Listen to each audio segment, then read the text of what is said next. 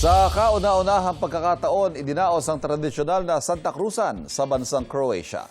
Tampok dyan ang sagala na kumakatawan sa mga reyna mula sa luma at bagong tipan, suot ang mga magagarang kasuotan. Dinaluhan niya ng maraming Pilipino na mula pa sa iba't ibang bahagi ng Europe.